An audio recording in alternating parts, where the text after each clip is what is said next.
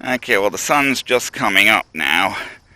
Before all the wind gets up too much, because the wind is starting to get up a little bit. Starting to get some air movement as the sun gets up. I want to try this guy. This is the WLToys V912. It's the brushless version, the newer brushless version.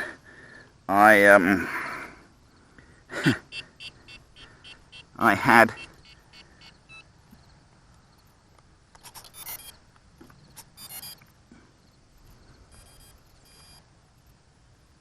I think that's bound properly, or maybe not.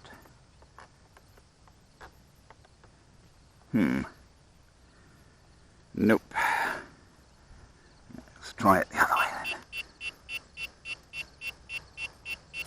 Yes, that looked promising, didn't it?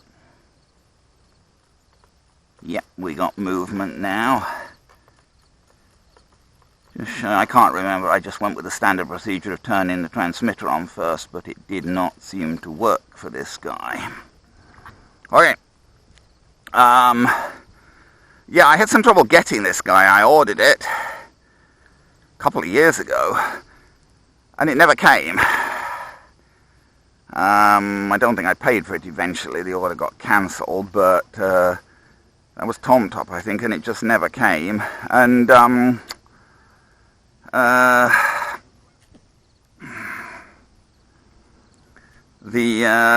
but I bought a parts kit for it, and the parts kit came, so I had a parts kit, but no, because you tend to break things on helicopters if you're not careful, blades and stuff.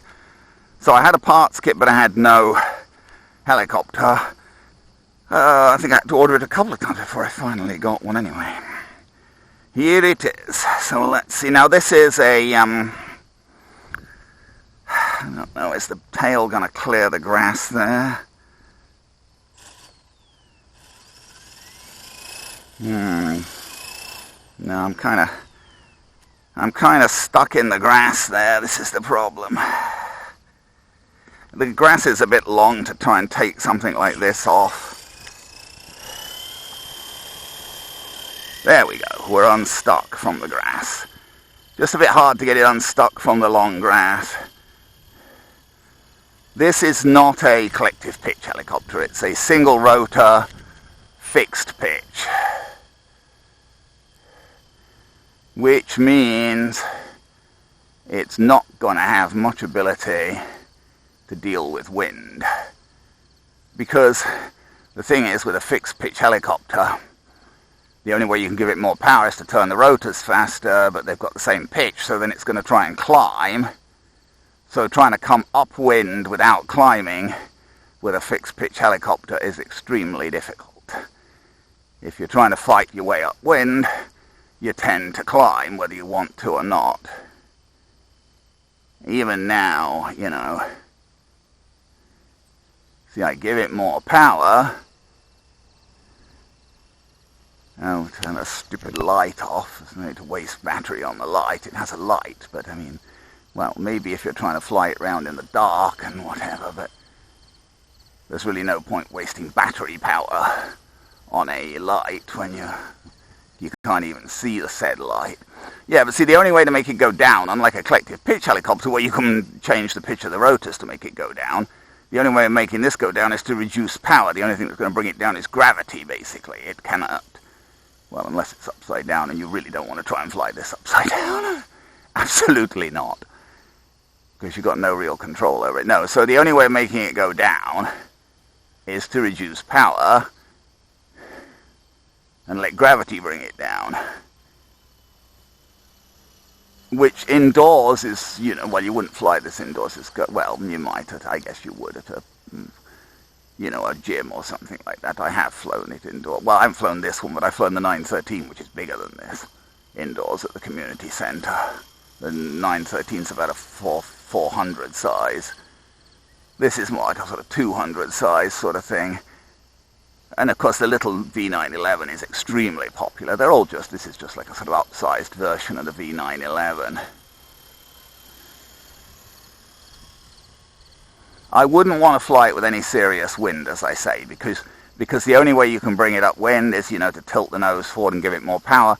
But I've had that problem flying the V913 with a bit of wind. It battle as a devil to get it back towards me upwind. Whenever I tried to fight it upwind, it would also climb, and I wanted to bring it into land, but it's okay now, more or less, because there's hardly any wind. There's a breath of wind from time to time, but there's hardly any wind, so, you know, I can position this more or less where I want it. But that would not be so if there were significant wind. Popular little helicopter, this, I think. That's probably why I had trouble getting one, because they were selling out of them. I think this was the third order I put in for it before I actually got it finally. And I'd had the parts kit for it for over a year before I got the helicopter. It was originally a brushed motor. This is the brushless version. Actually, it's still got a brushless motor in the tail, brushed motor in the tail. The tail motor is still brushed. It's just the main rotor motor that's brushless. Well, you know, I think that's a good enough demonstration, isn't it? Let's see if we can bring it in for a gentle landing now. Let's kind of bring it a bit closer to ourselves, not too close, and lower it to the ground gently. Whoa. See, that's the problem with helicopters, and you do that. That wasn't an awful landing, but you do that with a big 450 size helicopter and you'll probably break the blades. If not more.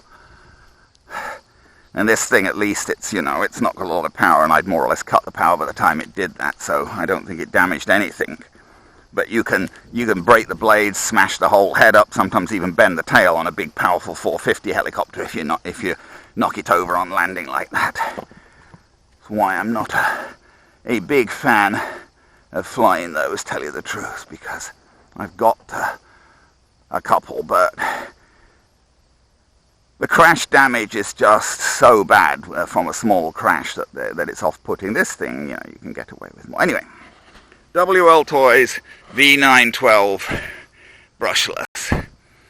A pleasant little helicopter to fly around and get some basic feel for helicopter flying. Perhaps not, you know, I'd start with one of the little ones. I'd start with the V911 first and fly that indoors. But then once you're comfortable with that, this is a good thing to try. Or the V913, which is the next size up. If anything, the V913 is perhaps a teeny bit easier to fly than this, but they're nice little helicopters for some basic flying, so long as there's not much wind going on.